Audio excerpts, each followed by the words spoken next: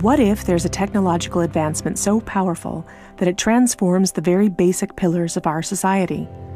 A technology which fundamentally influences the way that our economy, governance systems, and businesses function, and could change our conceptual understanding of trade, ownership, and trust. This technology already exists, and it's called cryptocurrency.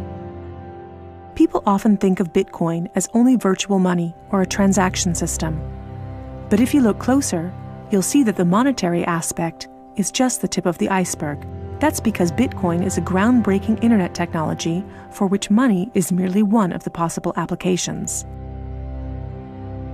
Money exists to facilitate trade. Through the centuries, trade has become incredibly complex. Everyone trades with everyone worldwide. Trade is recorded in bookkeeping, and this information is often isolated and closed to the public. For this reason, we use third parties and middlemen we trust to facilitate and approve our transactions.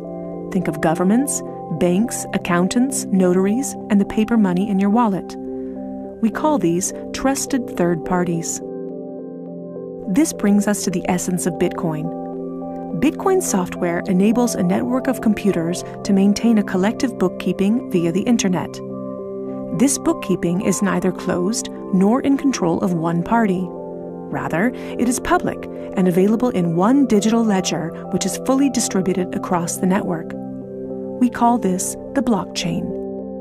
In the blockchain, all transactions are logged, including information on the time, date, participants, and amount of every single transaction. Each node in the network owns a full copy of the blockchain. On the basis of complicated, state-of-the-art mathematical principles, the transactions are verified by the so-called Bitcoin miners, who maintain the ledger.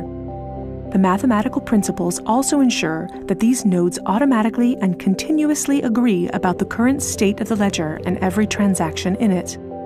If anyone attempts to corrupt a transaction, the nodes will not arrive at a consensus, and hence will refuse to incorporate the transaction in the blockchain. So every transaction is public, and thousands of nodes unanimously agree that a transaction has occurred on date X at time Y. It's almost like there's a notary present at every transaction. This way, everyone has access to a shared single source of truth. This is why we can always trust the blockchain. The ledger doesn't care whether a Bitcoin represents a certain amount of euros or dollars, or anything else of value, or property for that matter. Users can decide for themselves what a unit of Bitcoin represents. A Bitcoin is divisible in 100 million units, and each unit is both individually identifiable and programmable. This means that users can assign properties to each unit. Users can program a unit to represent a eurocent, or a share in a company, a kilowatt-hour of energy, or a digital certificate of ownership. Because of this, Bitcoin is much more than simply money and payments. A Bitcoin can represent many kinds of property: 1,000 barrels of oil, award credits, or a vote during elections, for example. Moreover, Bitcoin allows us to make our currency smarter and to automize our cash and money flows. Imagine a healthcare allowance in dollars or euros that can only be used to pay for healthcare at certified parties. In this case, whether someone actually follows the rules is no longer verified in the bureaucratic process afterwards. You simply program these rules into the money. Ergo, compliancy up front. The unit can even be programmed in such a way that it will automatically return to the provider if the receiver doesn't use it after a certain amount of time.